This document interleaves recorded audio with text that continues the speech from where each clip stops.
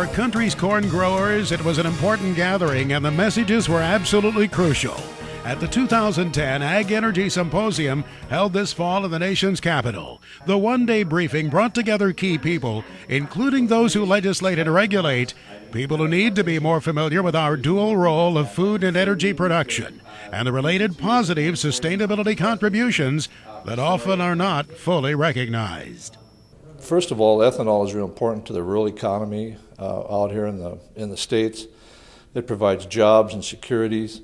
The second thing is, of course, is the environmental issues that ethanol brings back to a clean environment. The third thing is, of course, we have less dependence on foreign oil. Corn growers leaders pointed out to the conference that our producers don't get enough credit for their environmental contributions. The point was made that improved cropping practices alone, because of increased conservation tillage on our farms, have made a substantial positive difference in the world environment. And when you do what is called a life cycle analysis, looking consistently across the board at all fuels, one can get a more complete picture of the impact of those fuels, including the positive impact of our corn production for food and energy. National Corn Growers Association past president Fred Yoder was there and shared the farmers' perspective with the key policymakers and those who influence them. You know, one of the things my father told me when I took over the farm, I asked him the question, what is it you want me to do? And he said, the only thing I ask you to do, son, is to leave the land in better shape than when you got it. And I truly believe that the land that I farm is in better shape because I go into practices such as conservation and till or no-till. We are sequestering carbon, we are saving water and soil and nutrients, and at the same time we're growing more per acre than we ever have before. So one of the things that we need to recognize is that we are doing a good thing out here. And again, like I mentioned in my talk, I really do feel like I'm an environmentalist. A lot of times people think that farmers are not caring about the environment, but we really are. I think we're the original environmentalists, actually. Fred shared with the symposium that growing a bushel of corn now requires 37% less energy because of our increase in no-till farming. Growers have cut down on the loss of soil and crop nutrients by 69% through their changes in cropping practices. And then there's the carbon footprint of the farm. Fred says that too has been greatly reduced, cut by more than 35% since just 1986. He says there are so many good things happening on America's farms that our growers need to get credit for.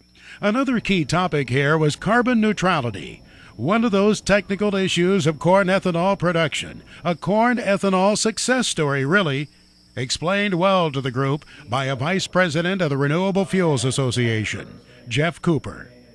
The term carbon neutrality really refers to the fact that biomass as it grows, and we can think of a corn plant as an example, as that corn plant grows, it's removing CO2 from the atmosphere and storing that as organic carbon.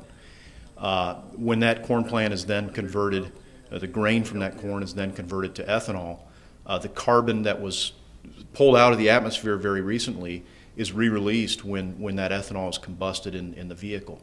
So essentially you have this cycle where the plant is absorbing CO2, it's converted to energy and re-released to the atmosphere, and then it's reabsorbed. So really we're seeing just kind of a constant recycling of atmospheric carbon, which is much different than what we see with fossil fuels, where we're pulling fossilized carbon from deep underneath the earth that's been there for hundreds of millions of years and combusting it and venting it into the atmosphere. So it's a much different cycle. And then there's the often erroneously oversimplified matter of indirect land use change. It's a concept often promoted as truth, as something actually happening, for which there is no real-world evidence that it is occurring. Again, Jeff Cooper. Yeah, the idea of land use change suggests that if a farmer in the Midwest United States expands his corn acreage, for instance, and maybe plants fewer soybeans because he's growing more corn, that lost soybean production is going to reduce exports from the U.S. and somebody else in the world is going to have to make up that production. And the theory says that rainforest most often gets cut down to make up for that lost production. The bottom line is there's really no real-world evidence, any empirical data that supports this theory. It is just a hypothesis at this point that hasn't been proven, and I think people need to remember that. And the Ag Energy Symposium also brought an update on the domestic production of renewable biomass and its potential to expand the farmer's role in supplying our energy needs. While cellulosic ethanol seems to get little attention, as its development has trailed ambitious plans for production, research for its practical usage continues. Kyle Altoff explained the work going on at a demonstration plant his company has in Tennessee. We're using the data that's coming out of that operation then to design our technology package that we can then use to scale up to a commercial grade facility. So we look to have a commercial grade facility coming online in 2013 that would be based on corn residues. And then we look to use that technology to also use on other feedstock platforms such as switchgrass and sorghum and dedicated energy crops. So we'd hope to have subsequent plants following up behind that pretty quickly. 4 key issues for the corn growers: life cycle analysis, carbon neutrality, indirect land use change, and biomass. Explained very well by the presenters and better understood by the key people attending the 2010 Ag Energy Symposium, sponsored by the National Corn Growers Association and Bayer Crop Science. You know, it seems to be NCJ's place to work with the ethanol industry and our local corn producers. We have NCJ as a grassroots organization, and so to get the message right back down to the grassroots or our farmers, we're a good avenue to use to get the message there, and then of course to get our grassroots people to talk about it.